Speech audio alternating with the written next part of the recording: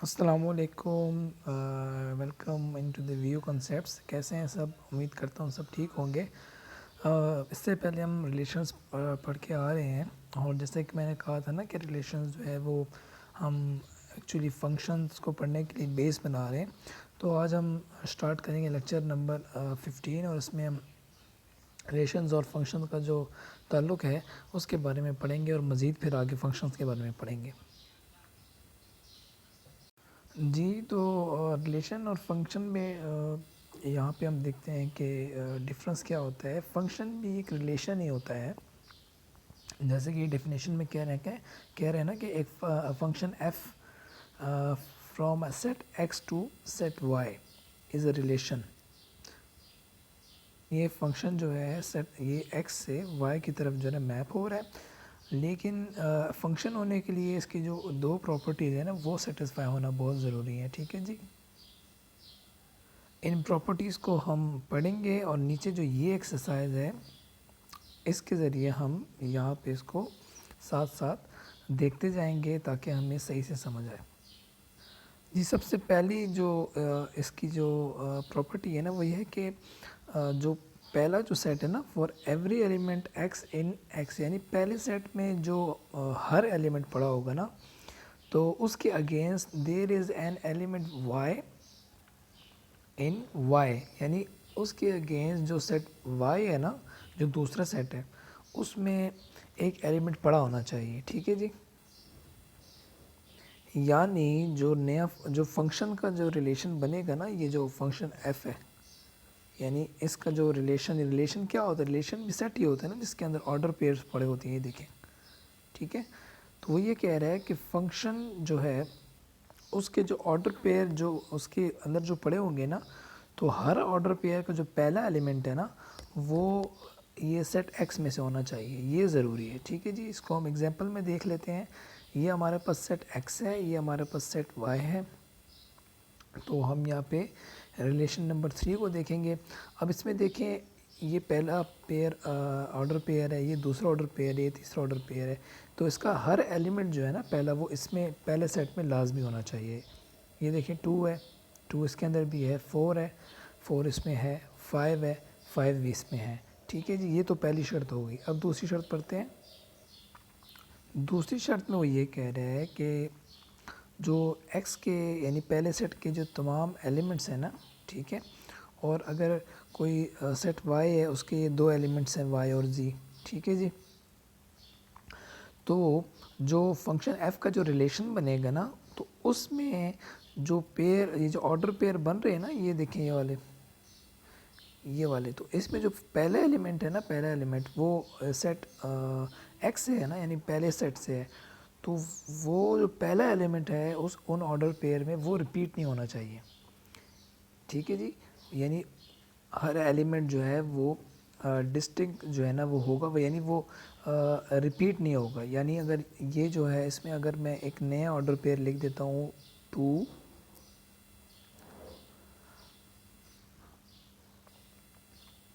5 2 6, ठीक है, तो ये अब जो है ना फंक्शन नहीं कहलाएगा, क्योंकि यहाँ पे भी ये 2 है ना, और यहाँ पे भी एक जो है ना 2 आ गया है। ठीक है, तो ये रिपीट हो गया फर्स्ट एलिमेंट, तो इसलिए ये अब फंक्शन नहीं कहलाएगा। तो फंक्शन सिर्फ तब कहलाएगा जब जो फर्स्ट एलिमेंट है ना वो रिपीट ना हो। ठीक है जी, फंक्शन रिलेशन में।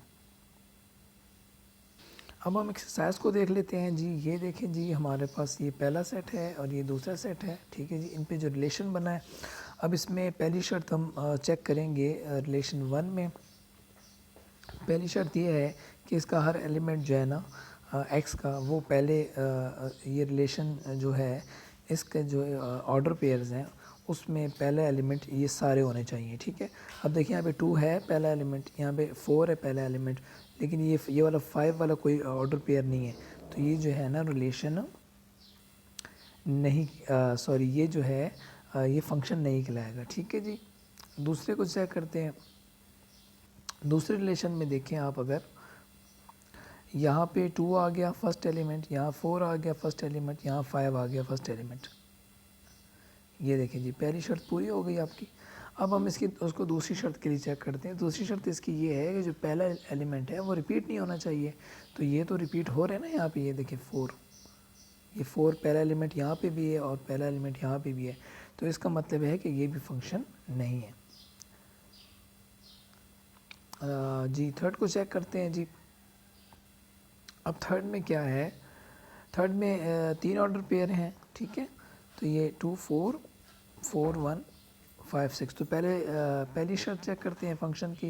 ये पहला एलिमेंट 2 है, दूसरा 4 है और तीसरा 5 है। ये 2 4 5 आ गए ना, पहली शर्त पूरी होगी। अब दूसरी शर्त चेक करेंगे कि ये जो फर्स्ट एलिमेंट हैं ये इन ऑर्डर पेयर में कहीं रिपीट तो नहीं हो रहे। तो इसमें तो नहीं हो रहे ना, और से जब देखें अगर रिपीट नहीं हो रहे ना, तो इसका मतलब है कि R3 जो है ये फंक्शन है, ठीक है जी। जी यही चीज़ और नीचे भी वो आपको बता रहा है, ये आपने इसको पढ़ लेना है, ठीक है। मैंने आपको करवा दिया इसका सलूशन। ये देखिए जी R3 हमने कहा था ना कि ये फंक्शन है, क्योंकि दोनों कंडीशंस को सेटिस्फाई कर रहा है कि जो एवरी एलिमेंट ऑफ x है is the first element of some order pair and there is no pair which has the same first order pair but different second order pair, ठीक है जी।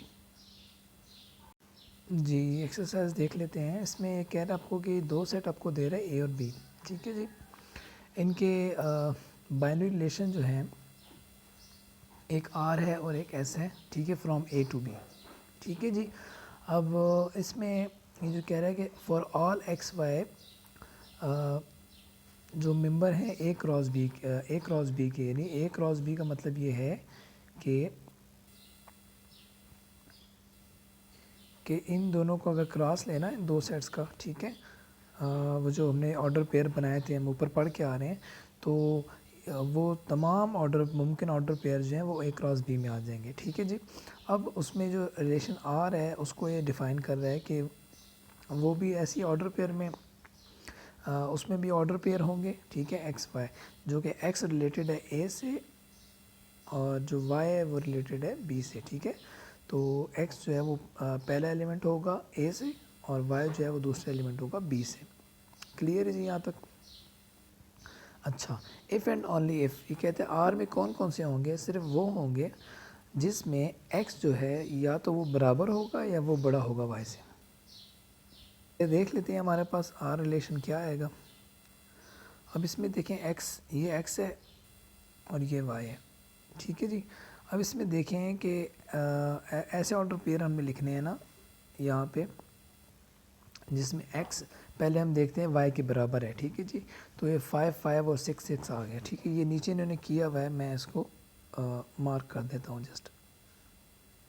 ये देखिए 5 5 और 6 6 आ गए, ठीक है। और दूसरा जो है वो क्या है कि x यानी पहला एलिमेंट बड़ा हो y से, तो इसमें ये जो पहला एलिमेंट बड़ा हो वो 6 5 बन सकता है ना, ये वाला ऑर्डर पेयर बन सकता है, ये 6 5, ठीक है जी। ये आपके पास बन गया रिलेशन R। ये हम जो कर रहे हैं इसके लिए कर रहे हैं, पहले पार्ट के लिए, represent R and S as a set of order pair, ठीक है जी। अब चलते हैं y की S की तरफ। तो S में भी वो यही कह रहा है कि for all XY belongs to A cross B, X is in relation with Y in S। Relation S में X का ताल्लुक जो है Y से है, वो यही बात है, ये वाली बात ही है, ठीक है जी। कंफ्यूज नहीं होना। ये जो ऊपर जो ये लिखा हुआ है ना, ये जो ऑर्डर पेयर दिया हुआ है, तो ये इस स्टेटमेंट का भी यही मतलब है, ठीक है जी। अच्छा, इफ़ एंड ओनली इफ़, अब जो है ये क्या शर्त दे रहा है, अब ये कह रहा है कि 2 डिवाइड्स x माइनस वाई, यानी 2 डिवाइड्स x माइनस वाई। पहले हमने x माइनस वाई करना है, और जब वो 2 पूरा से डिवाइड कर देगा तो हमने उसको वो ऑर्डर पेयर जो है ना वो हमने s में लिख देना है। यानी यहाँ पे आपके पास x माइनस वाई जो है वो कोई इवन नंबर आना चाहिए जिससे 2 डिवाइड करेगा, ठीक है जी। यहाँ तक क्लियर है? अच्छा जी, तो इवन नंबर हमारे पास कब आते हैं, जब हम दो सेम जो है ना नंबर्स, यानी दो इवन नंबर्स को को सब्ट्रैक्ट कर रहे हो, ठीक है, या दो जो ऑड नंबर्स हैं उनको जो है ना हम लोग आपस में क्या कर रहे हो, सब्ट्रैक्ट कर रहे हो, तो तब हमारे पास इवन नंबर आता है, ठीक है। तो इवन या ऑड का हम अगर सब्ट्रैक्शन ले ना तो हमारे पास इवन नहीं आएगा, वो ऑड आएगा। तो यहाँ पे हम वो पेयर बनाते हैं, ये देखें, फोर जो है वो इवन है, तो इवन का इवन के साथ बनाएंगे, 4 6, एक ये बन गया पेयर हमारे पास, ये देखें ये, ठीक है। उसके बाद हम 5 5 का बना देंगे, ठीक है। 5 - 5 0 आता है ना, 0 पे 2 डिवाइड होगा ना, तो ये आ गया हमारे पास। उसके बाद हम करेंगे 6 6, 6 - 6 भी 0 आता है, 0 पे भी 2 डिवाइड होगा, तो ये हमारे पास जो है क्या आ गए, ये ऑर्डर पेयर आ गए एस के। नेक्स्ट हम उसका वो देखेंगे, वो कहते हैं इंडिकेट वेदर आर और एस इज़ अ फंक्शन। अब हमने इनको फंक्शन के लिए चेक करना है, फंक्शन की जो दोनों शर्तें हैं वो इन दोनों रिलेशंस पे हमने इम्पोज करनी है, और फिर हमें पता चलेगा कि इनमें से फंक्शन कौन सा है, ठीक है जी। जी, पहली शर्त तो ये है कि जो पहला सेट ए है इसके सारे मेंबर्स जो हैं, एलिमेंट्स जो हैं, वो रिलेशन के फर्स्ट हर ऑर्डर पेयर जो हम चेक करेंगे ना उसके फर्स्ट एलिमेंट होना चाहिए, ठीक है। अब इसमें देखिए 5 है, इसमें फर्स्ट जो एलिमेंट है 6 है, और इसमें 6 है, तो 4 तो नहीं है ना इसमें, ठीक है, 4 तो नहीं है इसमें, तो इसका मतलब ये है कि ये जो आर है ये फंक्शन नहीं है, रिलेशन आर फंक्शन नहीं है, ठीक है जी। अब हम दूसरे के लिए चेक करते हैं, इसमें देखिए जी हमारे पास पहला जो पेयर है वो 4 6 है, ठीक है, इसमें 4 आ गया पहला एलिमेंट। उसके बाद 5 5 है, इसमें दूसरा एलिमेंट 5 आ गया, और इसमें 6 6 है, तीसरा एलिमेंट 6 भी आ गया। तो पहली शर्त हमारी हो गई पूरी। अब दूसरी जो इसमें है प्रॉपर्टी वो ये है कि हमने ये चेक करना है कि जो पहला एलिमेंट है वो रिपीट तो नहीं हो रहा है। इसमें देखें ना, ये 4 है, ये 5 है, ये 6 है, तो ये रिपीट तो नहीं हो रहा ना इसमें, ना 4 रिपीट हुआ, ना 5 ना 6, तो इसका मतलब ये हुआ कि ये फंक्शन है, ठीक है जी। यही चीज़ वो आपको यहाँ पे बता रहा है, इसको आपने पढ़ लेना है, ठीक है जी। फंक्शन का कंसेप्ट हमने समझ लिया, अब आगे फंक्शन की प्रॉपर डेफिनेशन उसको देख लेते हैं। एक फंक्शन एफ है, इसको लिटिल छोटे एफ से डिनोट करते हैं, from a set X to set Y. ये एक वो रिलेशनशिप होता है दो सेट जो है उनके एलिमेंट्स के दरमियान, ठीक है। पहला सेट है एक्स और दूसरा है वाई। कि जो सेट एक्स है, यानी पहला जो सेट है उसका हर एलिमेंट जो है उसका ताल्लुक़ होता है किसी भी एलिमेंट वाई के किसी भी यूनिक एलिमेंट से, ठीक है। तो ये आपने ज़रूर याद रखना है कि जो सेट एक्स है ना उसका हर एलिमेंट इन्वॉल्व होना ज़रूरी है, ठीक है जी। ईच एलिमेंट ऑफ एक्स, ठीक है, related to unique element of Y. ये डेफिनेशन पॉइंट ऑफ व्यू से ये चीज़ आपने याद रखनी है, ठीक है जी। हम डिनोट ऐसे करते हैं, ये लिख लिया ना हमने, एफ़ स्मॉल एफ़, ठीक है, और इसे हम डिनोट करेंगे इस तरह,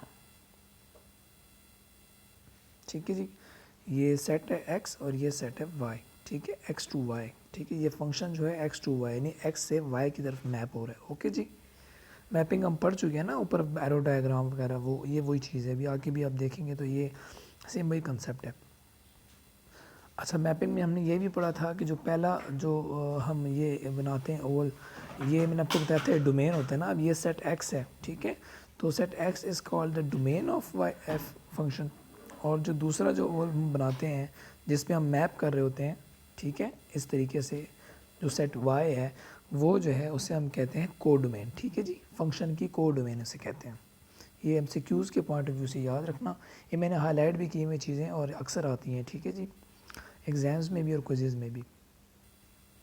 तो ये नोट भी पढ़ लें, जो हम एलिमेंट एक्स का जो वाई पे जिस यूनिक एलिमेंट के साथ होता है ना रिलेशन बनाता है, ठीक है, तो वो जो यूनिक एलिमेंट वाई का होगा ना, ये देखें, the unique element of Y of set Y जो कि that is related to X, जो कि सेट एक्स में किसी एलिमेंट एक्स के साथ रिलेटेड है, तो उसको हम डिनोट करते हैं इस तरह, ठीक है जी, ये, ठीक है जी। और यानी इसको हम ये y भी लिख सकते हैं, सिर्फ इसका ये मतलब है, ठीक है जी। ये वो y है जो सेट y में है एलिमेंट। इसको हम पढ़ते क्या है, इसको हम पढ़ते हैं f ऑफ x, ठीक है। और इसको हम क्या कहते हैं, the value of f at x, या इसको हम ये भी कह सकते हैं कि the image of x under f, ठीक है जी। मैं आगे जो है उसे f ऑफ x पढ़ूंगा, ठीक है। ये कॉमनली इसको f ऑफ x कहते हैं, ठीक है जी। जी आगे एरो डायग्राम, जिससे आप ऑलरेडी मुतारिफ़ हैं, और फंक्शन के एरो डायग्राम पे हम वो फंक्शन की जो दो प्रॉपर्टीज़ हैं वही हम इम्प्लीमेंट करेंगे।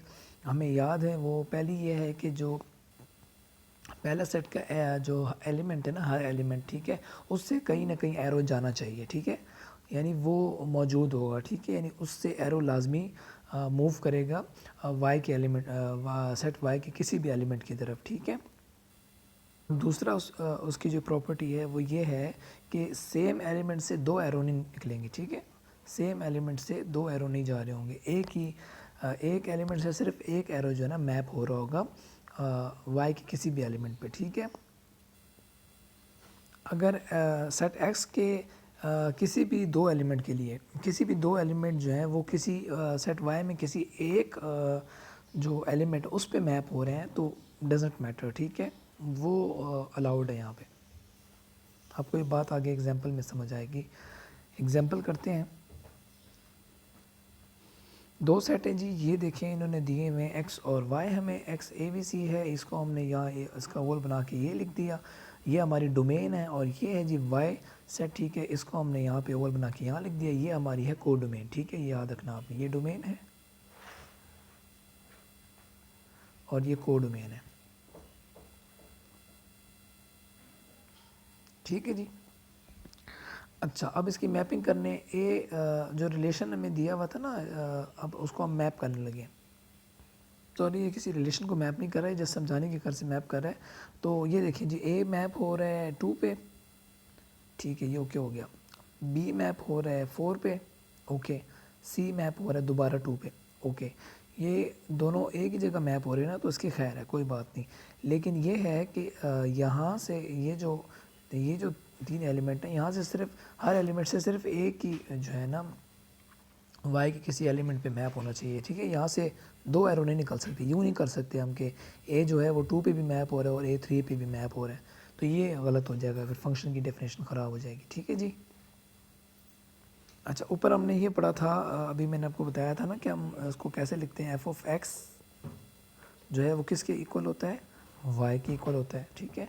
अब यहाँ पे देखें, ये पहला एलिमेंट ए है ना, तो हम x की जगह ये एलिमेंट लिख देंगे, यानी f ऑफ a जो है वो किसके इक्वल आ रहा है, y क्या है यहाँ पे 2 है, तो ये 2 के इक्वल आ रहा है, ठीक है जी।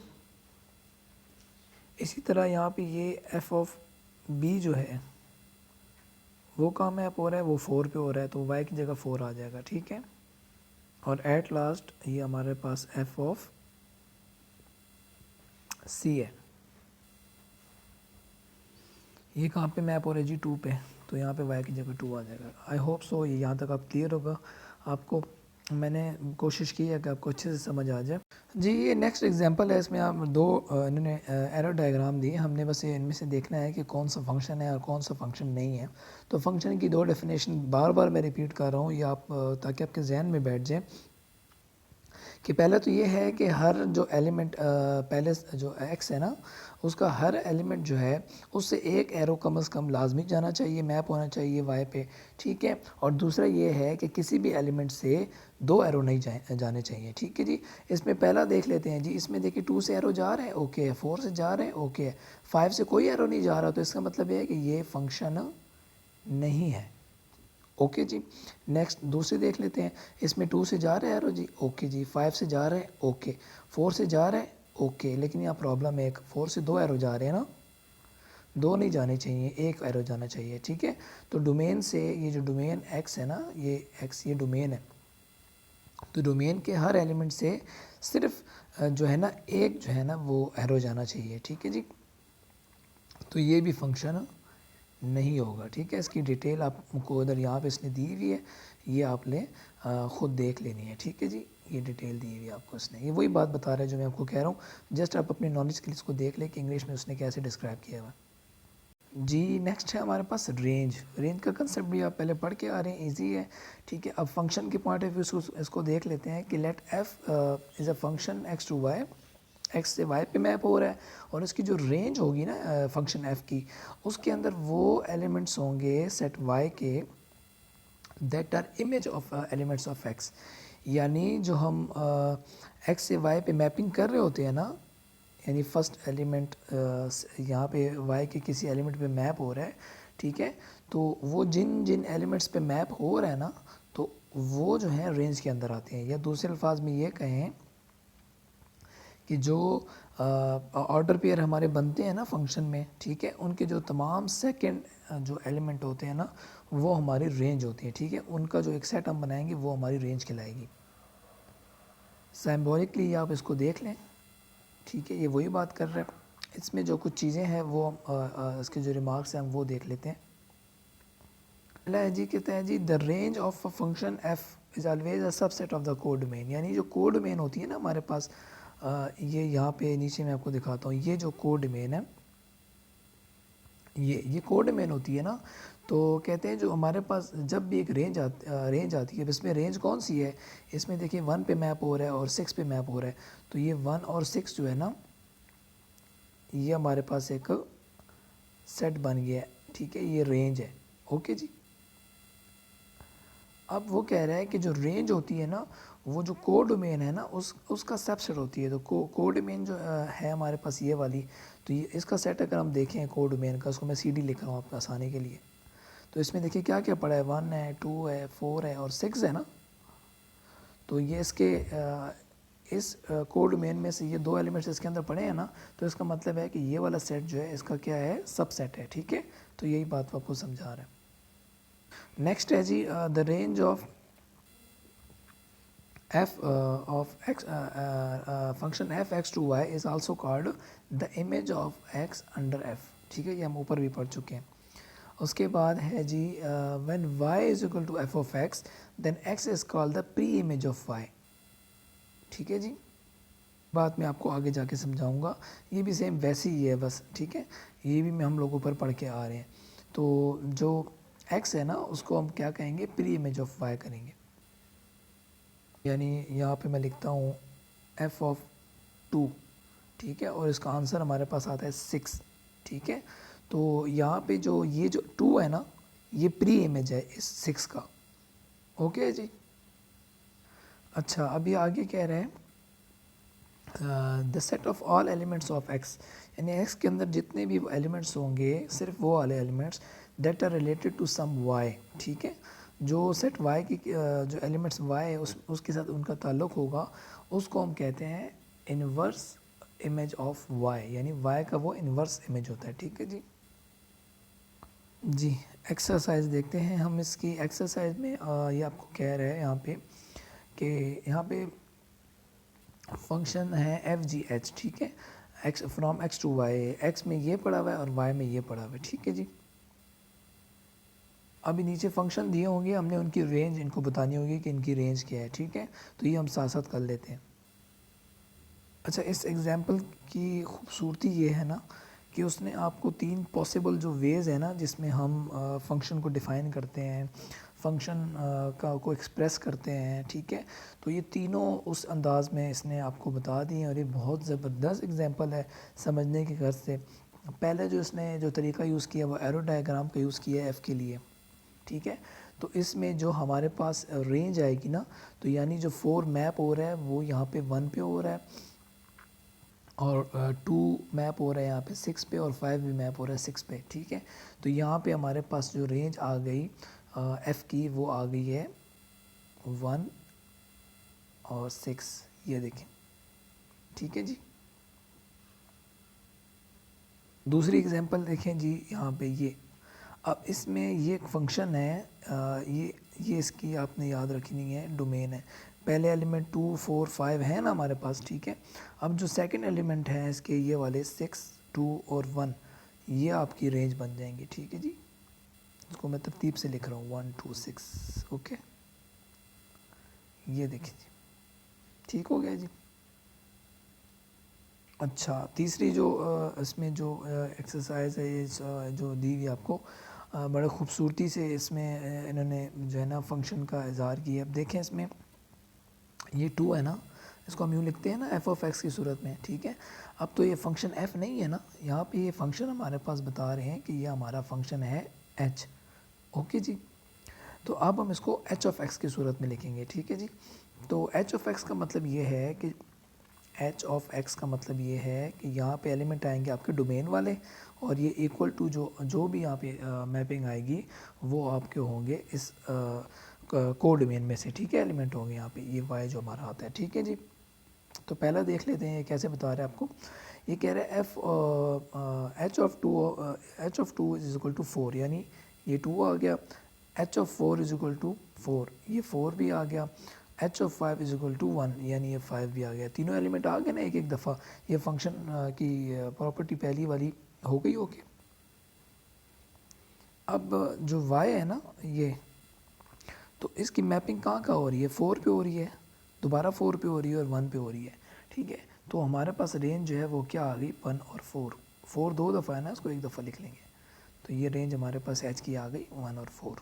आई होप सो आपको यहाँ तक क्लियर होगा। अगर आपको समझ अभी भी नहीं आया तो कमेंट करके आप पूछ सकते हैं कोई भी चीज़। अगर आपको समझ नहीं आ रही तो मैं मज़ीद भी आपको कोशिश करूँगा कि वो आपको समझा दूँ। जी नेक्स्ट है जी ग्राफ ऑफ अ फंक्शन। यहाँ पे ये कह रहे हैं कि हमारे पास एक फ़ंक्शन है f, ठीक है, और वो एक रियल वैल्यू फंक्शन है, और उसका जो वेरिएबल भी है वो रियल है। रियल नंबर हमने पढ़े हैं ना, जिनका हम इस्तेमाल आम जो है ना लाइफ में करते हैं, तो ये वही चीज़ है, ठीक है। इसमें अब x y वगैरह नहीं होगा, इसमें रियल वैल्यूज़ होंगी, ठीक है जी। ये आर टू आर का मतलब है कि ये r जो है रियल नंबर के लिए हम यूज़ करते हैं, हम ऊपर से उसमें पढ़ के आ रहे हैं सेट्स में, ठीक है। तो ये जो r है ना, यानी जो डोमेन होगी वो भी रियल नंबर की होगी, और जो आगे मैपिंग होगी ना को डोमेन पे वो भी रियल नंबर होगी, ठीक है जी। तो जब हम ग्राफ बनाते हैं किसी फंक्शन का, ठीक है, तो उसको हम वो जो सेट होता है ना वो पॉइंट्स की शक्ल में होता है, यानी x और y, ये एक पॉइंट होगा। अब चूँकि रियल वैल्यूज़ हैं तो यहाँ पे 2 अगर एक पॉइंट है 2 3, तो हम उसको ग्राफ में जो कार्टियन कोऑर्डिनेट प्लेन होता है ना उसमें जो है ना हम इसको पॉइंट कर सकते हैं। जो इसकी जगह हम वहाँ पे एक पॉइंट लगाएंगे, ठीक है। तो ये आ गया, मैं आपको ग्राफ में बताऊँगा। तो यहाँ पे जो x है, यानी इसमें x जो है ना वो डोमेन है, यानी पहला मेंबर है और फंक्शन का, और जो y है वो एफ ऑफ एक्स होता है, ठीक है। यानी y जो है वो को डोमेन में से एक मेंबर होगा जी। एग्जांपल में कह रहा है जी यहाँ पे कि हमने एक ग्राफ जो है ना ड्रा करना है, एक फंक्शन है, ठीक है, और उसका रिलेशन जो है वो है y is equal to X square, ठीक है। तो हमें इसको ड्रा करने के लिए जो x और y की वैल्यूज़ है ना, तो वो हमने फाइंड करनी होंगी, ठीक है। पहले हम वो जो उनकी डोमेन है उसमें हम वैल्यूज़ पुट करेंगे, यानी x में वैल्यू पुट करेंगे, ठीक है, और फिर हम आगे देखेंगे कि उसका इम्पैक्ट y पे क्या पड़ता है। पहले हम उसका एक जो है ना टेबल बनाएंगे और फिर उसको हम ग्राफ पे लेके जाएंगे। ये देखिए जी, नीचे उन्होंने करके दिया हुआ है आपको। तो ये आपने याद रखना है कि y जो है ना, जो ऊपर आपको रिलेशन दिया है वो इक्वल है एक्स स्क्वायर के, ठीक है। यानी अगर x की वैल्यू -3 हम डालते हैं, ठीक है, तो वो हमारे पास 9 आएगा। -2 डालेंगे, उसका स्क्वायर लें तो 4 आएगा। -1 का स्क्वायर 1 आएगा, 0 का 0 आएगा, +1 का स्क्वायर 1 आएगा, +2 का 4 आएगा, +3 का 9 आएगा, ठीक है जी। अब क्या होगा जी, अब नेक्स्ट स्टेप देखते हैं। अब देखें आपके पास ये पेयर बन गए, ये देखें, ये समझ आ रही है ना, ये मैं पेयर बना रहा हूँ यानी इस शेप में, यानी -2 4, तो -2 इसमें x है और 4 इसमें y है, ठीक हो गया जी। हमारे पास ये प्लेन आ गया जी, कोऑर्डिनेट प्लेन आ गया हमारे पास। अब इसमें देखें ये जो होता है ना वर्टिकल लाइन होती है, ये यूज़ होती है y के लिए, और ये जो हॉरिजॉन्टल लाइन है ये यूज़ होती है x के लिए, ठीक है जी। अब -2 और 4 इसके लिए हम देख लेते हैं जी। तो यहाँ x में हम -2 देखेंगे ना, तो यहाँ पे ये प्लस वैल्यूज़ होती हैं इसकी और यहाँ पे माइनस होती हैं। तो हम माइनस के लिए बैकवर्ड जाएंगे, यहाँ पे देखेंगे -2 को इसने यहाँ पे मार्क किया हुआ है इस जगह पे, ठीक है। और जो +4 है वो y की वैल्यू है वो यहाँ पे है। तो ये जब यहाँ पे इस तरह हम लाइन लगाएंगे तो ये जिस जगह पे इंटरसेक्शन इनकी होगी ना, आपस में एक दूसरे को क्रॉस करेंगे, तो वहाँ पे हम ये पॉइंट लगा देंगे। तो यही मैं आपको बता रहा था कि -2 4 का जो ऑर्डर पेयर है ना ग्राफ में, ये बेसिकली एक पॉइंट है, ठीक है। तो इसी तरह इन्होंने ये जो सारे जो पेयर ऑर्डर बने हैं ना, इनको पॉइंट्स की शक्ल में लिख दिए है, ठीक है। अब जब वो पॉइंट्स बन जाएंगे, हम बच्चों को देते हैं ना ड्राइंग के, भाई इसको ड्रॉ करो, ये ड्रॉ करो, पहला ये है, फिर ये इस पे जाओ, फिर इस पे जाओ, फिर इस पे जाओ, फिर इस पे जाओ। इसी तरह इसने उन पॉइंट्स को ड्रॉ कर लिया है और ड्रॉ करने के बाद आपके पास ये एक शेप बन गई है इस फंक्शन के लिए, ठीक है जी। तो ये आप मैथ में पढ़ते भी पीछे आ रहे होंगे, पैराबोला इसको कहते हैं, ठीक है जी। तो फंक्शंस जो हैं वो बहुत ही इंटरेस्टिंग जो है सब्जेक्ट है ये। इससे पहले आप पढ़ के आ भी रहे होंगे कैलकुलस में, तो बहुत मज़े का है ये, मुझे तो बहुत अच्छा लगता है। आप लोग कमेंट करके बताएं कि आपको अच्छा लगता है कि नहीं लगता। अच्छा जी, नेक्स्ट हम चलते हैं vertical line test for the graph of function, ठीक है। अब फंक्शन में हमने वर्टिकल लाइन टेस्ट करना है, यानी हम ये टेस्ट करेंगे कि जो एक ग्राफ बना हुआ है ना, हमें अगर फ़र्ज़ करें कोई ग्राफ दिया हुआ हो, तो हमने ये टेस्ट करना होगा कि आया वो एक फ़ंक्शन है या नहीं है। अच्छा, इसमें ये होता है कि एक ग्राफ आपको दिया हुआ है, फ़र्ज़ करें ये जो हमने फंक्शन अभी ड्रॉ किया है, ये पैराबोला किया है ना हमने, ये ड्रॉ है, मैं तो कोई अजीब ही चीज़ ड्रॉ कर रहा हूँ। अच्छा, ये वो y = x², इस फंक्शन का जो है ना पैराबोला ड्रॉ है। तो वर्टिकल लाइन टेस्ट क्या होता है? वर्टिकल लाइन टेस्ट ये होता है कि आप ग्राफ में यहाँ पे x एक्सिस पे के अलोंग के पैरेलल कहीं पे भी लाइन लगाएं, यहाँ लगा लें, यहाँ लगा लें, यहाँ लगा लें, यहाँ लगा लें, आप कहीं पे भी वर्टिकल लाइन लगाएं। ये वर्टिकल लाइन है, ठीक है, जो यूँ सीधी होती है ना, ये वर्टिकल लाइन होती है।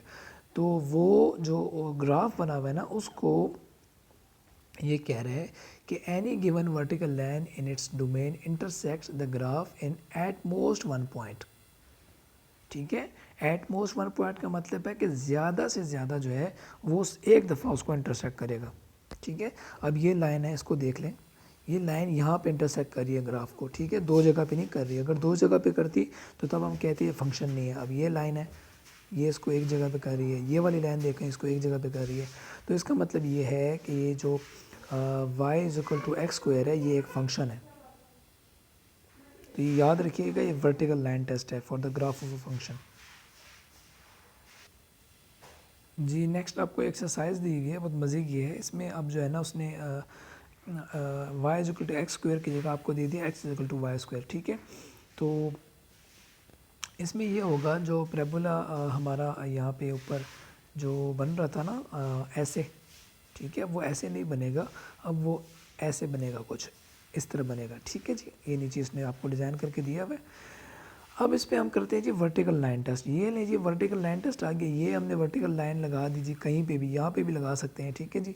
अब इस पॉइंट पे जब वर्टिकल लाइन टेस्ट लगी तो हमारा ये टेस्ट हमें बता रहा है कि जो ग्राफ है इसको दो जगह पर इंटरसेक्ट कर रहा है, जबकि एक फंक्शन को डिफाइन होने के लिए ये ज़रूरी है कि वो एटमोस्ट ज़्यादा से ज़्यादा एक जगह में जो है ना उसको इंटरसेक्ट करे। ये हम ऊपर पढ़ के आ रहे हैं ना कि एक जगह पर इंटरसेक्ट करे, तो इसका मतलब ये हुआ अगर दो जगह पर इंटरसेक्ट हो रहा है यहाँ पे और यहाँ पे, तो ये ग्राफ नहीं है। अब देखें ग्राफ क्यों नहीं है, अब मैं आपको बताता हूँ। अब देखें हमने पढ़ा था ना कि पहली जो शर्त थी फंक्शन होने की कि हर एलिमेंट जो है वो कहीं ना कहीं मैप कर रहा हो वाई पे, लेकिन दूसरी शर्त यहाँ पे आप देखें गौर से कि हमने कहा था कि जो एक जो एक्स यानी पहले सेट का जो एलिमेंट है ना, पहला एक, वहाँ से दो एरो नहीं जाने चाहिए, यानी अगर पेयर ऑर्डर है तो उसमें डुप्लीकेशन नहीं होनी चाहिए फर्स्ट एलिमेंट के। तो ये देखें ये दो पेयर ऑर्डर दिए हुए हैं ना उसने आपको इस फंक्शन के, तो ये देखिए इसमें ये 4 यहाँ पे भी आ गया, यहाँ पे भी आ गया फर्स्ट एलिमेंट में, तो ये डुप्लीकेट होगा ना, तो इसलिए ये फंक्शन नहीं है, ठीक है जी, सिंपल सी चीज़ है जी। नेक्स्ट एक्सरसाइज है, आपको कह रहा है कि ये उसने एक आपको दो सेट दिए हुए हैं इसने एक्स और वाई। वो कहते हैं कि जी इनके पॉसिबल आप कोई जो है ना तमाम फंक्शन लिखें। तो पॉसिबल फंक्शन ये है कि फ़ंक्शन की जो है डेफिनेशन उसके मुताबिक हर एलिमेंट से दूसरे एलिमेंट पे जो है ना हर एलिमेंट जो है एक्स का पहले सेट का उससे एक जो है ना एरो जो है ना वो वाई के किसी भी एलिमेंट पे लाजमी जाना चाहिए। ठीक है, तो ये ए का हम फर्स्ट कर ले जाते हैं यू पे और फिर बी का भी ले जाते हैं यू पे। ए का यू पे गया, बी का यू पे गया, ठीक हो गया जी। इसी तरह हम ए का जो है ना ले जाते हैं वी पे और बी का भी ले जाते हैं वी पे। ए का भी वी पे, बी का भी वी पे, ये भी फंक्शन है। ओके जी। इसी तरह हम ये भी कर सकते हैं कि ए का जाएगा यू पे और बी का जाएगा वी पे। ए का यू पे, बी का वी पे, ठीक है, ये भी फंक्शन है। उसके बाद हम ये भी कर सकते हैं कि ए का ले जाएं हम वी पे, ठीक है, ए का ले जाएं वी पे और बी का ले जाएं यू पे। ए का वी पे, बी का यू पे, तो ये भी फंक्शन है। ठीक है जी, समझ आ गई आपको यहाँ तक? अच्छा, अब वो इस तरह भी पूछ सकते हैं आपसे पेपर में कि आपको ये कहते हैं ऐसे चार बाइनरी रिलेशन बताएं एक्स और टू वाई के जो फंक्शन नहीं हो। ठीक है, तो फंक्शन के लिए क्या आपके पास है? फंक्शन के लिए आपकी ये है ना कि पहली शर्त तो ये है कि हर एलिमेंट से एक जो है ना वो तीर जाना चाहिए। तो अब हम ऐसा नहीं करते, अब हम इसके उल्ट चलते हैं। इसने आपको कर दिया है, इसमें हम ये देखें पहला कि इसमें डोमेन से कोई भी एरो नहीं जा रहा, तो एक ये हो गया। यहाँ पे ए से यू पे जा रहे हैं ना, लेकिन बी से कोई एरो नहीं जा रहा, तो ये भी फंक्शन नहीं है। इसी तरह यहाँ पे ये देखें ए से यू पे जा रहा है और बी से वी पे जा रहा है। अभी तक तो ये फंक्शन है, लेकिन जब ए से दो एरो निकलेंगे ना तो फिर ये फंक्शन नहीं रहेगा। ठीक है जी। इसी तरह ये देखें ए से यू पे जा रहा है, ओके जी, और बी से वी पे जा रहे हैं, अभी तक फंक्शन है ना, लेकिन जब इससे भी दूसरा एरो यहाँ जाएगा, दूसरा इससे भी दूसरा एरो यहाँ जाएगा, तो यहाँ से दो एरो निकल गए इन दोनों से। तो ये दो एरो निकलेंगे एक ही डोमेन से किसी एलिमेंट से, तो फिर वो भी फंक्शन नहीं रहेगा। जी, नेक्स्ट एक्सरसाइज उसमें आपसे कह रहे हैं कि कितने फंक्शंस होंगे जब एक सेट जो है वो 3 एलिमेंट्स का है और दूसरा सेट जो है वो 4 एलिमेंट्स का है। ये हमने नेट कर लिया, एक सेट 3 एलिमेंट का है, दूसरा 4 का है। अब आप यहाँ पे गौर करें ज़रा, तो फंक्शन की डेफिनेशन के मुताबिक जो पॉसिबिलिटीज़ हैं वो ये है ना कि एक ये जो डोमेन का जो ये एलिमेंट है ये 4 तरीक़ों से जो है ना पेयर बना सकता है। या y1 के साथ बनाएगा, या y2 के साथ बनाएगा, या y3 या y4 के साथ बनाएगा। क्लियर है? तो ये कितने आगे 4 हो गए। इसी तरह दूसरा जो एलिमेंट है वो भी 4 तरीक़ों से जो है ना पेयर बना सकता है, 4 पॉसिबल वेज से बना सकता है। एक वक्त में एक ही बना सकता है, लेकिन 4 पॉसिबल वेज हैं। तो ये मल्टीप्लाई 4 हो गया, और इसी तरह थर्ड के लिए भी, ठीक है, ये मल्टीप्लाई बाय 4 हो गया। तो ये टोटल आपके पास कितने आ गए जी? ये आ गया आपके पास 4 पावर 3 और 4 पावर 3 इज इक्वल टू 64। तो आपके कितने फंक्शंस आएंगे जी? आपके 64 फंक्शंस आएंगे, तब वो जब पहले एलिमेंट पहले सेट में 3 एलिमेंट हो और दूसरे में 4 एलिमेंट हो। तो आप यहाँ पे देख लीजिएगा डिटेल में भी, अगर आपने देखना है, इसको पढ़ना है, तो ये आपके लिए मैंने आपको सिंपली बता दी है, ये सारी वही चीज़ लिखी हुई है। जी, हम ऊपर पढ़ के आ रहे हैं, इसमें कंफ्यूज ना होना, एक्सरसाइज भी आगे आ गई है। अब वो ये पूछ रहा है कि बाइनरी रिलेशन जो है ना वो अगर दो सेट है ए और बी, तो ए टू बी तक बाइनरी रिलेशन कितने पॉसिबल बाइनरी रिलेशन है, हम ऊपर पढ़ के भी आ रहे हैं। तो इसमें देखें जी, पहला सेट है उसके अंदर जो एलिमेंट्स हैं वो m है, दूसरे सेट के अंदर एलिमेंट्स हैं n। ठीक है, तो a क्रॉस b जब हम लेंगे तो उसमें टोटल एलिमेंट्स जो आएंगे ना, हमने ऊपर पढ़ा हुआ ये आएंगे m डॉट n, डॉट का मतलब यहाँ मल्टीप्लाई है। ठीक है जी, तो ये टोटल एलिमेंट्स हो गए। अब हमने ये देखना है कि उसके बाइनरी रिलेशंस कितने बनेंगे, तो ये भी हम पढ़ के आ रहे हैं कि बाइनरी रिलेशंस फाउंड करने के लिए हम 2 को लिखते हैं m मल्टीप्लाई बाय n। ठीक है, तो ये आपका यही आ जाएगा ना, यहाँ पे ये m है और ये n है, तो 2 power m multiply by n, जितना भी यहाँ पे आंसर आएगा ना तो उतने बाइनरी रिलेशंस बनेंगे। ठीक है जी, ये ऊपर वाली एग्जांपल के लिए इसको देख लेते हैं। पहले में 3 है एलिमेंट और दूसरे में कितने हैं? 4 है, तो ये आ जाएगा 2 पावर 4 मल्टीप्लाई बाय 3 12। तो 2 पावर 12 जितना भी आएगा ना आपने कर लेना है। ठीक है, तो उतने बाइनरी रिलेशन जो है वो इन दोनों से बन सकते हैं। अच्छा जी, नेक्स्ट है आपका ये कहते हैं how many functions are there from A to B. अब फंक्शंस के लिए बहुत सिंपल सा है, अब इसको समझे ज़रा, दोबारा हम इसको करते हैं। हम ऊपर करके आ रहे हैं ना ये वाला, अब इसको दोबारा करते हैं। वैसे इसकी नोटेशन जो है वो ये है कि ये सेट एम है ना, ये एन है ना, एन, और ये एम है। तो ए में कितने एलिमेंट हैं, एम है, और बी में कितने एलिमेंट हैं, एन है। तो सेकंड के एलिमेंट्स हैं ना वो हमने एन यूँ लिख देने हैं, और जो फर्स्ट के सेकंड के जो एलिमेंट्स हैं ये देखें, उसको एन लिख देना है, और जो फर्स्ट के एलिमेंट है उसको उसकी पावर बना देना है। तो आपके पास फंक्शंस की तरह निकल आएंगी। चलिए जी, इसको इम्प्लीमेंट करते हैं। हम अपनी पिछली एग्जांपल पे देख लेते हैं इसको। ये मैंने आपके आसानी के लिए इसको ऊपर लिख दिया, इसको साथ साथ करते हैं। अच्छा, एन जो है मैंने आपको बताया है कि वो दूसरे जो सेट है उसके एलिमेंट्स होंगे। यहाँ पे दूसरे सेट के एलिमेंट्स कितने हैं, 4 है ना, ये आ गया 4। और पहले सेट के एलिमेंट्स जो होते हैं वो एम होते हैं। यहाँ पे कितने हैं, 3 हैं, तो ये लिख दिया 3, जैसे हम लोग यहाँ पे करके आ रहे हैं। ये पहले मैंने करवाया ना आपको।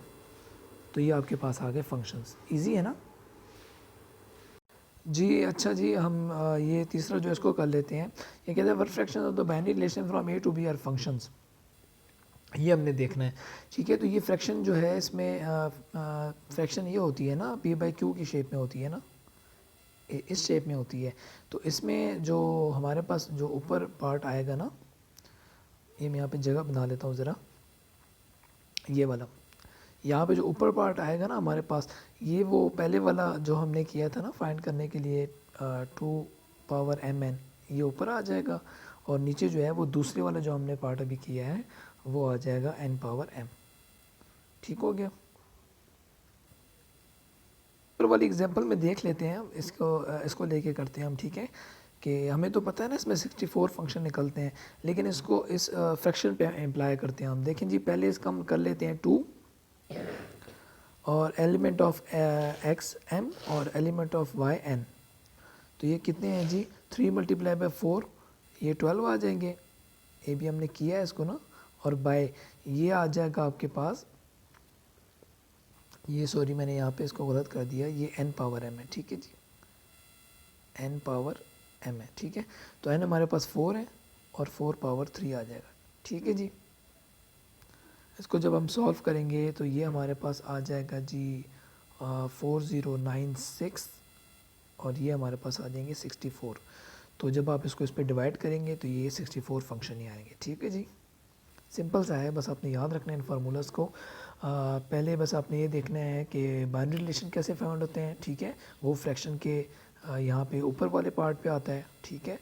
उसके बाद आपको ये आना चाहिए कि किसी रिलेशन ए टू बी में हम फंक्शन कैसे फाउंड करते हैं, ठीक है, कितने फंक्शन बनेंगे वो आपको पता होना चाहिए, और देन वो फ्रैक्शन बन जाती है आपके पास, ठीक है।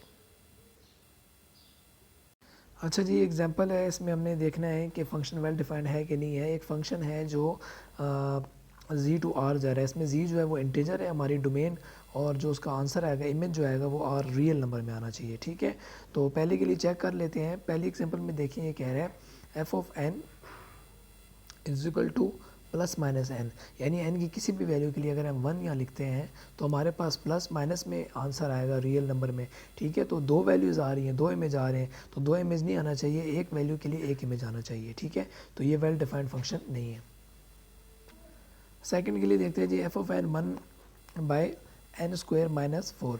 तो इसमें अगर हम एन की जो कीमत है वो 2 रख दें तो ये हमारे पास आ जाएगा 1 डिवाइडेड बाई 2 पावर 2 माइनस 4, और 2 पावर 2 माइनस 4 आ जाएगा 4 माइनस 4, ठीक है। तो 4 माइनस 4 1/0 आ जाएगा। तो division by 0 is not allowed, इसलिए वेल डिफाइंड नहीं है।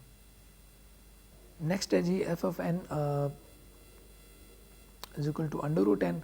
तो यहाँ पे n जो है n की किसी भी वैल्यू के लिए यहाँ पे हमारे पास रियल नंबर नहीं आएगा। उसकी वजह क्यों है कि अगर n जो है वो लेस देन हो 0 से, यानी अगर हम यहाँ पे -1 कर दें ना, -1 का अंडर रूट लें, तो ये रियल नंबर में आपको आंसर नहीं देगा, ठीक है। तो इसलिए ये भी वेल डिफाइंड नहीं है। नेक्स्ट है जी, ये एग्जांपल देख लेते हैं। F of N is equal to n² + 1। तो एफ ऑफ एन की किसी भी वैल्यू के लिए यहाँ पे हम 1 ले लेते हैं। तो यहाँ पे n² है ना, तो ये आ जाएगा 1² + 1। तो इसको हम सॉल्व करें तो 1 + 1 का अंडर रूट जब लेंगे तो ये हमारे पास यहाँ पे रियल नंबर आएगा। रियल नंबर यानी 1 पॉइंट कुछ कुछ आएगा, ठीक है जी। 1+1 2 होता है ना, जब 2 का हम अंडर रूट लेंगे, ये आप साइंटिफिक कैलकुलेटर से लेके देख लें, तो आपके पास जो वैल्यू आएगी वो रियल नंबर की आएगी, ठीक है जी। और इसको आगे भी दूसरे तरीके से भी हम सॉल्व करके देख लेते हैं, माइनस की कोई वैल्यू डालते हैं, ठीक है जी। जी माइनस की वैल्यू के लिए अगर हम -2 लिखते हैं यहाँ पे, तो ये आ जाएगा जी -2 का स्क्वायर +1, और -2 का स्क्वायर क्या आएगा, +4 आएगा, और +4 +1 आ जाएगा, तो ये आ जाएगा 5 का अंडर रूट। और जब अंडर रूट आप 5 का लेंगे तो तब भी आपके पास वैल्यू रियल में आएगी, यानी एफ ऑफ एन की किसी भी वैल्यू के लिए यहाँ पे जो आंसर आएगा वो रियल नंबर में आएगा। तो इसीलिए ये जो फंक्शन है वो वेल डिफाइंड है। इसको आप देख भी लीजिएगा, नीचे जो सोल्यूशन आपको दिए हुए हैं ना यहाँ पे, ये आप इसको पढ़ लीजिएगा, ठीक है। इनको आप देख लीजिएगा, इसने डिटेल दी हुई है, ये वही बातें इंग्लिश में बता रहे हैं जो मैंने आपको बता दी। जी लेक्चर लंबा हो रहा है, हाँ, तो चले इसको करते हैं। खैर अगर आपको पसंद आ रहा है लेक्चर तो उसको लाइक करें, चैनल को सब्सक्राइब करें और शेयर करना ना भूलिएगा दोस्तों के साथ। चलिए जी नेक्स्ट एग्जांपल देख लेते हैं। इसमें कहता है कि स्टूडेंट सी है, वो ट्राई कर रहा है डिफ़ाइन एक फंक्शन है, उसको डिफ़ाइन करना क्यू गोज़ टू क्यू, यानी एक रैशनल नंबर है, उसको वो डोमेन में रैशनल नंबर है और उसका आंसर भी रैशनल नंबर में आ रहा है, ठीक है। ये रूल है उसका, ठीक हो जी। ये फंक्शन उसने डिफाइन कर दिया, ठीक है जी। अब वो तमाम इंटीजर्स की वैल्यू के लिए जो है ना वो जो वैल्यूज़ हैं एम और एन की, वो इंटीजर्स में आएंगी, लेकिन जो यहाँ पे जो ये जो डिनोमिनेटर है यहाँ पे ज़ीरो नहीं आएगा, ठीक है। ये जो रैशनल नंबर है इसकी डेफिनेशन है, ठीक है जी। एक स्टूडेंट है सी के साथ बैठता है जी डी, वो भाई साहब कहते हैं कि नहीं जी ये जो फंक्शन एच जो आप बता रहे हैं ना ये वाला, ये वेल डिफाइंड नहीं है। अब आपने जो जस्टिफाई करना है डी का क्लेम कि वाकई वेल डिफाइंड नहीं है या ये डी एम ही मार है, ठीक है। तो ये मुझे तो लगता है डी जो है ना कोई इंटेलिजेंट बंदा है, ये कोई ठीक है कह रहा होगा। चलिए चेक करते हैं जी। अच्छा जी एक बात आपने याद रखनी है, ये जो हम बनाते थे ना एरो डायग्राम यहाँ पे, ये और ये डोमेन है और ये को डोमेन है, ठीक है। एक्स की किसी भी एक वैल्यू के लिए यहाँ पे आंसर जो है ना वो वाई आना चाहिए, ठीक है। तो जब एक्स की किसी भी वैल्यू के लिए आंसर वाई आएगा ना, यानी एक्स कोई भी आप फ़र्ज़ करें 2 है, 2 के लिए आंसर हमारे पास यहाँ पे 4 आता है। तो 2 के वेल डिफाइंड फंक्शन की खासियत ये है कि 2 के लिए आंसर फिर 4 ही आना चाहिए, 2 के लिए दूसरा आंसर नहीं आना चाहिए। फंक्शन में तो ये अलाउ है, लेकिन वेल डिफाइंड फंक्शन का ये है कि एक जो एलिमेंट है उसके अगेंस्ट एक ही आंसर है, ठीक है, दूसरा ना आए। ये वेल डिफाइंड के लिए है, ठीक है जी। अब देखते हैं जी इसको एग्जाम्पल को कि वो कैसे जो है ना डी का जो क्लेम है उसको जस्टिफाई कर सकते हैं। जी ये वही बात कर रहा है कि फंक्शन एफ जो है वो वेल डिफाइन तब होगा जब एक रैशनल नंबर का कोई एक हम कोई नंबर लेट कर लेते हैं, या जो हर डिफरेंट नंबर के लिए जो आंसर है वो यूनिक आना चाहिए, ठीक है। अब जी देखते हैं डी की फुर्तियाँ। डी ने क्या किया जी, कंसीडर किया 1/2 को कि ये एक रैशनल नंबर है, ठीक है। अब ये फंक्शन में m की जगह ये 1/2 है ना, ये m/n, तो ये 1/2 की शेप है। अब इसने फंक्शन में इसको 1/2 को पुट कर दिया, ये फंक्शन में पुट किया, और फंक्शन ये कह रहा है कि जब आप m पुट करेंगे तो आंसर आपके पास m²/n आएगा। ये 1/2 इसने पुट कर दिया, सिंपली हमने उसको यहाँ पे 1 का स्क्वायर ले लिया और बाई 2 कर दिया, ठीक है जी। अब उसको हमने सॉल्व कर लिया, 1 का स्क्वायर लिया तो 1 आता है और 1/2 हमारे पास आंसर आ गया। यहाँ तक ओके है जी। तो डोमेन की यानी एच की फंक्शन में 1/2 की वैल्यू के लिए हमारे पास जो आंसर जो इमेज आ रहा है वो 1/2 आ रहा है, ठीक है। अब देखें ये 1/2 जो है इसको अगर हम 2/4 लिख लें तो मुज़ायका तो नहीं है ना, 2 एकम 2, 2 दूनी 4, तो फिर दोबारा 1/2 आ जाएगा। तो इसका मतलब है कि 1/2 जो है वो 2/4 के इक्वल होता है, ठीक है जी। अब हम क्या करते हैं, यहाँ पे अब हमने 1/2 को 2/4 लेट कर लिया, ये दोनों इक्वल है ना, ठीक है। अब हम वो फंक्शन 2/4 पे लगाएंगे, ये 2/4 पे फंक्शन लगाया, 2 का स्क्वायर लिया बटा 4 आ गया, तो ये आ गया 4/4 और आंसर हमारे पास 1 आ गया। पे हमारे पास 1/2 के लिए आंसर जो आया था, इमेज आया था 1/2 था। यहाँ पे 2/4 के लिए यानी 1/2 के लिए ही जो इमेज आ रहा है वो 1 आ रहा है, जो कि इक्वल नहीं है। ठीक है, तो इसका मतलब है कि जो 1/2 है वो इस पे भी इमेज बना रहा है और इस पे भी बना रहा है, दो जगह पे बना रहा है। तो इसीलिए अब हम ये कहेंगे कि डी जो भाई साहब स्टूडेंट थे उन्होंने ठीक कहा था कि this is not a well defined function. I hope सबको क्लियर आ गया होगा। तो try to be a D, not to be a C. Okay, so यहाँ पे यही कह रहा है, hence an element of Q has more than one images under H, accordingly H is not well defined। जी, रिमार्क्स में वही बात कर रहे हैं, गौर से इसको देख लें कि अगर एक फंक्शन है ना एक्स टू वाई और वो वेल डिफाइंड है, तो वो इफ़ एंड ओनली इफ़ तब वेल डिफाइंड होगा where X and X two is belongs to X.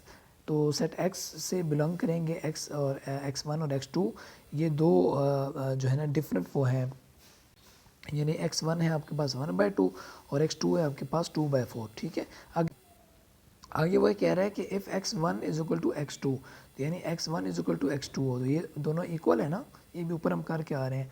तो देन वो ये कहते हैं कि जो इमेज बनेगा ना एफ ऑफ एक्स वन का और एफ ऑफ एक्स टू का, वो भी इक्वल होने चाहिए। ठीक है जी, तो यहाँ पे तो ये डिफरेंट हो गया था सीन, यहाँ पे इसका पहले इमेज 1/2 बन रहा था, फिर 1 बन रहा था, तो दोनों इक्वल नहीं थे, इसीलिए ये वेल डिफाइंड नहीं होंगे ये वाले। ठीक है जी, ये डेफिनेशन क्रॉस नहीं कर रहा, डेफिनेशन तो करेक्ट ही है, ये वेल डिफाइंड नहीं होगा। अच्छा जी, ये जो डेफिनेशन सॉरी एक्सरसाइज है ना, नेक्स्ट ये आपने ख़ुद कर लेनी है। ठीक है, इसमें आपको ये कह रहे हैं कि फंक्शन जी है और उसकी डोमेन जो है आर है और उसके जो आगे जो को डोमेन है यानी वो जो इमेज उसका बन रहा है वो पॉजिटिव रियल नंबर्स पे बन रहा है। ठीक है, ये बात आप याद रखनी है। ठीक है, और ये फंक्शन है इसको, अब आपने इसको सोल्यूशन इसका देख लेना है कि आपने ये शो करना है कि ये फंक्शन वेल डिफाइंड है और इसको आपने डिटरमिन करना है कि इसकी डोमेन को डोमेन और रेंज जो है वो इनकी क्या है। ठीक है जी, ये कंसेप्चुअल है, इसको आप खुद कर लीजिएगा। ठीक है जी। अच्छा जी, इमेज ऑफ अ सेट पढ़ लेते हैं जी। इमेज ऑफ अ सेट क्या है, यहाँ पे मैं नीचे साथ साथ करा भी देता हूँ आपको। देखें कि यहाँ पे एक फंक्शन है एफ एक्स टू वाई है। ठीक है जी, एक्स और वाई दो सेट हैं। ठीक है, ये आपने जहन में रखना है। एक्स एक डोमेन है और वाई जो है वो उसकी जो है ना वो को डोमेन है। ठीक है जी, ये एक्स है और ये वाई है, ये बात आपने याद रखनी है। अब यहाँ पे आगे कहते हैं ए जो है वो सब सेट है एक्स का, यानी ए जो है ना ये जो है ना एक्स सेट है ना, इसका सब सेट है। यानी मिसाल के तौर पे मैं कर लेता हूँ, ए जो है वो यहाँ पे जो इस एग्जांपल में है ना वो 1 2 है। ठीक है, एक मिनट, ये तो ये देखिए 1 और 2 इसके अंदर है ना, तो ए जो है वो क्या होगा, सब सेट होगा एक्स का। ओके जी, यही बात ही यहाँ पे कह रहे हैं। अच्छा, नेक्स्ट जो वो बात कह रहे हैं, the image of A under F, the image of A under function F. ठीक है, उसे हम इस तरह डिनोट करते हैं कि y is belongs to set y and y is equal to f of x for some x in a। ठीक है, किसी भी सेट a की वैल्यू के लिए जो है ना वो हमारे पास y is equal to f of x आता है। एग्जांपल देख लेते हैं, उससे आपको सही समझ आएगी। वही सेट जो है सॉरी फंक्शन है जो x टू y है। तो अब देखते हैं इसमें सेट जो है वो कौन कौन से हैं। हमारे पास एक सेट a है और एक b है, ये दोनों जो हैं ये डोमेन x के सब सेट हैं। ठीक है, ये डोमेन x है, इसके सब सेट हैं अगर आप गौर से देखें। ठीक है, अब इस सेट का जो इमेज बन रहा है, यानी ये सेट में जो मेंबर है 1 और 2, 1 किस पे जा रहे हैं, बी पे जा रहे हैं ना, और 2 किस पे जा रहा है, वो भी बी पे जा रहा है। तो इमेज यानी इमेज वाला जो इसका जो सेट बनेगा उसके अंदर कितने मेंबर आएंगे, एक मेंबर बी आएगा, यानी उसके जो एलिमेंट 1 और 2 है उसका इमेज बी पे बन रहा है। तो ये देखें एफ ऑफ ए जो है वो आ गया बी में, ये दोनों है ना, तो इसका इमेज बी पे बन रहा है, तो एफ ऑफ ए जो है वो बी आ गया। ठीक है, इसी तरह आप बी का देखें, बी में 2 और 3 है, तो यहाँ पे 2 और 3 को देख लेते हैं। तो ये 2 है, 2 का एक इमेज बी पे बन रहा है और दूसरा इमेज सी पे बन रहा है। तो 2 और 3 यानी एफ ऑफ बी जो है यानी 2 और 3 के लिए उसका इमेज जो बनेगा वो बी और सी पे बनेगा, ठीक है। ये देखें, तो ये है जी image of a set, simple सी चीज़ है, कोई मुश्किल नहीं है, बस सिंबॉलिकली लिखी होती है ना, तो लोग यहाँ पे देखें जैसे ये है तो कंफ्यूज हो जाते हैं स्टूडेंट्स। अच्छा जी, नेक्स्ट चलते हैं। अच्छा, inverse image of a set आ गया है। अब इसमें डिफरेंस क्या है, वही डेफिनेशन होगी, इसमें सिर्फ एक छोटा सा डिफरेंस है, उसको आपने मार्क करना है कि एक फंक्शन है एक्स टू वाई, और इसमें अब जो सेट सी है ना वो सब सेट है वाई का, ठीक है। ऊपर जो हमने पढ़ा था ना डेफिनेशन इमेज का, sorry image of a set का, उसमें जो सेट ए था वो सब सेट था एक्स का, ठीक है, यानी वो डोमेन का सबसेट था। लेकिन यहाँ पे जो सबसेट सी, जो सी सेट है वो सबसेट बन रहा है को डोमेन का। तो inverse image of C under f, जो उसको डिनोट हम करेंगे, इन्वर्स के लिए हम फंक्शन को एफ पावर -1 लिखते हैं, और अंदर आ जाएगा सी, वो वाला सेट आ जाएगा, और उसके अंदर क्या क्या मौजूद होगा, यानी एक्स जो है वो एलिमेंट होगा, एक्स एलिमेंट होगा सेट एक्स का, और जो एफ ऑफ एक्स है वो एलिमेंट होगा वाई का, यानी वाई जो है एफ ऑफ एक्स वाई के इक्वल होता है ना, तो वाई एलिमेंट होगा सी का। तो देखेंगे ना, आपको अच्छे से समझ आ जाएगी।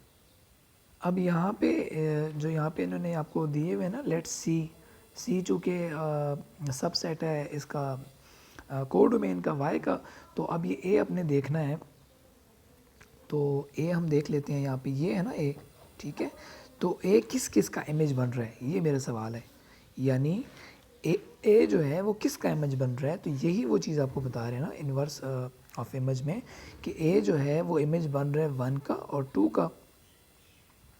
तो इसको हम ऐसे लिखेंगे कि सेट सी जो है इज़ इन्वर्स इमेज ऑफ 1 2।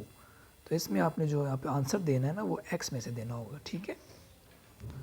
इसी तरह वो आपसे पूछ रहा है कि सेट डी है बी सी, जो कि सब सेट है वाई का, तो ये पूछ रहा है कि बी और सी जो है वो किसके इमेज बन रहे हैं। ये देखें, बी एक इमेज बन रहा है 4 का, और सी बन रहा है 3 का, तो ये आंसर में इसका आ जाएगा 3 4। ये देखें, ठीक है। इसी तरह वो आपसे पूछ रहा है यहाँ पे ई के बारे में कि डी जो है वो किसका इमेज बन रहा है। अब देखते हैं हम डी किसका इमेज बन रहा है। ये जी डी पे तो डी तो किसी का इमेज नहीं बन रहा है, यानी यहाँ से एक्स से कोई भी जो एरो है वो डी की तरफ नहीं आ रहा ना, तो डी जो सेट है उसका इन्वर्स जो of inverse image of a set जो होगा वो खाली सेट होगा, ठीक है जी। ये देखें। अच्छा, नीचे जी एमसीक्यूज़ के हवाले से और आपकी कंसेप्ट्स के हवाले से इनको आपने ख़ुद देख भी लेना है डिटेल में। अगर आप देखना चाहते हैं तो मैं आपको ये करवा देता हूँ। यहाँ पे कुछ रिज़ल्ट्स हैं, इनको आपने याद रखना है और हमेशा याद रखना है, ठीक है। और कोई चीज़ समझ नहीं आती तो उसको ख़ुद प्रैक्टिस करें कि भाई ये कैसे हुआ, ठीक है। अब देखें, पहले कह रहा है कि अगर एक सेट है और वो सब सेट है बी का, ठीक है, तो सेट एफ, फ़र्ज़ करें ए है, ए सब सेट है बी का, तो एफ ऑफ ए जो है वो सब सेट होगा एफ ऑफ बी का। ये तो सिंपल इनफ है, ठीक है जी। नेक्स्ट में अगर फंक्शन है ए यूनियन बी का, तो हम इसको ये इक्वल होता है F of A union f of B, ठीक है। ये भी सिंपल है। उसके बाद ये वाला आपने देख लेना है इंटरसेक्शन वाला। इसमें आप ये है कि अगर फंक्शन ए इंटरसेक्शन बी है ना, तो वो इक्वल नहीं होगा, वो सबसेट होगा, ठीक है। ये इंपॉर्टेंट है, मैंने इसलिए हाईलाइट किया हुआ है। वो सबसेट होगा f of A intersection of B के, ठीक है। इसी तरह नेक्स्ट है f function of A difference B जो है वो क्या होगा, वो सुपर सेट होगा f of A difference f of B का, ठीक है। इसी तरह आगे सिंपल है कि अगर सी जो है सबसेट है डी का, देन इन्वर्स ऑफ सी जो है वो सबसेट होगा इन्वर्स ऑफ डी के। इन्वर्स इमेज ऑफ सी जो है इन्वर्स सबसेट होगा इन्वर्स इमेज ऑफ डी के। इसी तरह inverse image of C union D है, तो inverse image of C union inverse image of D होगा। इसी तरह आगे है inverse image of C intersection D है। अब इंटरसेक्शन का यहाँ पे भी डिफरेंस था, अब यहाँ पे भी डिफरेंस है, इसको मैंने हाईलाइट किया हुआ है। तो वो जो है इक्वल होगा, ठीक है। यहाँ पे वो सबसेट वाला सीन नहीं आएगा, यहाँ पे वो इक्वल वाला आएगा। और inverse of inverse image of C जो है वो intersection inverse image of D के इक्वल हो जाएगा। नेक्स्ट लास्ट है जी inverse image of C difference B जो है वो भी यहाँ पे इससे डिफरेंस है डिफरेंट है, वो इक्वल होगा inverse image of C difference inverse image of D के। जी अब आगे हम पढ़ने लगे बाइनरी ऑपरेशन के बारे में। जी बाइनरी ऑपरेशन को स्टैटिक से डिफाइन करते हैं और किसी सेट पे जब लगाना हो तो जब हम उसको एक सेट पे लगाते हैं तो वो उसके हर ऑर्डर पेयर पे जो है ना वो इम्प्लीमेंट होता है, ठीक है, उसके हर ऑर्डर पेयर के एलिमेंट्स में इम्प्लीमेंट होता है और ये यूनिकली हम उसको डिटर्मिन इस तरह करते हैं, ठीक है। यानी ये ऑर्डर पेयर है ना, ये जब वो उस पर ऑपरेशन लगेगा तो वो ऐसे लगेगा ए स्टैटिक बी, ठीक है जी। बाइनरी ऑपरेशन जो है वो अपने याद रखना है हमेशा कि वो दो एलिमेंट जो होते हैं ना, ठीक है, उनको लेता है, ठीक है, और उनको एक थर्ड जो एलिमेंट होता है उस पर मैप कर देता है सेट ए के। जी MCQ के हवाले से याद रखिए ये चीज़ें एग्जांपल में देख लें, आपको बता रहे हैं कि जो प्लस और डॉट का बाइनरी ऑपरेटर है ना वो नेचुरल नंबर्स पे लगता है, ठीक है। इसी तरह माइनस का जो माइनस है ना is not a binary operation on natural number, ये नेचुरल नंबर पे नहीं लगता। इसी तरह जो माइनस का जो बाइनरी ऑपरेशन है वो द सेट ऑफ इंटीजर्स पे लगता है, ठीक है जी, ये लें। इसी तरह जो डिवाइड का बाइनरी ऑपरेशन है वो जो है नॉन ज़ीरो रैशनल नंबर के सेट पे लगता है, ठीक है, ठीक है। नॉन ज़ीरो रैशनल नंबर का मतलब है कि रैशनल नंबर माइनस उसमें से ज़ीरो कर देना। और ये जो डिवाइड का जो ऑपरेशन है ये इंटीजर्स के लिए नहीं है, ठीक है, ये सिर्फ रैशनल नंबर्स के लिए, याद कर लें, ठीक है जी। नेक्स्ट इसको भी आप देख लीजिएगा, सिंपल ही है binary operation as a function. और इसमें आपने ये नोट करना है कि अगर किसी पेयर और ऑर्डर पेयर पे, ये देखिए मैं आपको पहले बता चुका हूँ, यहाँ पे बाइनरी फंक्शन लगता है ना बायर, तो एक्चुअली जो है वो कॉमनली हम उसको यूँ रिटर्न करते हैं, ये और ये स्टैटिक और ये बी, ठीक है जी, ये लिखा हुआ है। हाँ जी, ये बाइनरी ऑपरेशन आगे सेट्स के जो बाइनरी ऑपरेशन है आपको पता है कौन से हैं, यूनियन हम करते हैं, उसमें इंटरसेक्शन करते हैं, डिफरेंस करते हैं, ठीक है। तो ये जो बाइनरी ऑपरेशंस हैं ये पावर सेट पे लगते हैं, ठीक है, और किसी भी सेट के पावर सेट पे लगते हैं, सही हो गया जी। इसी तरह जो लॉजिकल कनेक्टिव्स हम ऊपर पढ़ के आ रहे हैं और एंड बाइक कंडीशनल, बाइक और बाइक कंडीशनल, ठीक है, ये जो है ये वाले ये बाइनरी ऑपरेशंस हैं जो सेट पे लगते हैं ट्रू और फॉल्स के, ठीक है। ट्रू और फॉल्स में वैल्यूज़ आती है ना हमारे पास जब हम लॉजिक कनेक्टिव्स पढ़ रहे थे, जब हम ट्रूथ टेबल बनाते थे तो ट्रू और फॉल्स में वैल्यूज़ आती थी ना, तो ये इस सेट पे लगते हैं, ठीक है। और जो नेक्स्ट हमारे पास ये जो लॉजिक गेट्स हैं, उसके बाद हमने लॉजिक गेट्स पढ़े थे और एंड, ठीक है, तो ये इनकी जो वैल्यूज़ होती है ना जिस सेट पे लगते हैं वो 0 1 में होती हैं, ठीक है। तो ये हम वैसे भी पढ़ के ऊपर आ रहे हैं, लॉजिक कनेक्टिव्स में हम ट्रू फॉल्स यूज़ करते थे और लॉजिक गेट्स में हम 0 1 यूज़ करते थे। ये नीचे वो लॉजिक गेट्स बने हुए हैं, देख लें जी, ये देखिए ना ये और का सैम्बल है, ठीक है, और ये ए प्लस भी हो रहे हैं, ठीक है, ये लॉजिकली जो है ना सॉरी बाइनरी एडिशन हो रही है, ठीक है, हम ऊपर पढ़ के आ रहे हैं। उसके बाद ये एंड है, ठीक है, ये बाइनरी मल्टीप्लिकेशन हो रही है। और इसी तरह इनके आपको नीचे ट्रुथ टेबल भी दिए हुए हैं। बाइनरी एडिशन में जब और का ऑपरेशन होता है ना, तो ये मैं शुरू से बताते हुए आ रहा हूँ, तो इसमें यह होगा कि जब 2 ज़ीरो होंगे ना तो सिर्फ तभी ज़ीरो आएगा, ठीक है। इसी तरह एंड में जब 2 ट्रू होंगे तो सिर्फ उसी वक्त 1 आएगा, यानी 2 1 होंगे तो तभी 1 आएगा, अदरवाइज़ डिफरेंट वैल्यूज़ आएंगी। इसमें जो ये जो लॉजिक गेट नॉट है ना, ये यूनरी ऑपरेशन है। यूनरी ऑपरेशन का मतलब है ये सिर्फ एक एलिमेंट लेता है, ठीक है, ये एलिमेंट एक लेगा और उसका इन्वर्स आपको वापस कर देगा, ठीक है जी। 0 और 1 में से ये एक लेगा, यहाँ पर 0 होगा तो ये 1 देगा, यहाँ 1 होगा अगर तो यहाँ पे 0 देगा, ठीक है, ये यूनरी ऑपरेटर है, ये याद रखना है आपने। तो यूनरी ऑपरेटर का मतलब है कि यहाँ पे ये हम शुरू से पढ़ के आ रहे हैं ना, इसका सिर्फ एक एलिमेंट है, ये एक वेरिएबल देता है तो उसका जो ट्रुथ टेबल है उसमें 2 रोज़ बनेंगी, ठीक है। 1 को 0 करेगा और 0 को 1 करेगा। सिंपल से कंसेप्ट्स हैं जी, बस समझने की बात है, समझें इनको और बहुत आगे काम आने हैं आपके। यहाँ पे हमने फंक्शंस को थॉरली थोड़ा बहुत देख लिया है, आगे हम इसको मज़ीद डिटेल में देखेंगे लेक्चर नंबर 16 में। लेक्चर नंबर 15 कंप्लीट हो गया अल्हम्दुलिल्लाह। और अगर आपको समझ आया, आपको पसंद आया तो लाइक करें, चैनल को सब्सक्राइब लाजमी करना और दोस्तों के साथ अपने शेयर करें इंशाल्लाह लेक्चर नंबर 16 में। तब तक के लिए अल्लाह हाफिज़, अपना ख्याल रखिएगा, मुझे दुआओं में याद रखिएगा। फ़ी अमानिल्लाह, थैंक यू।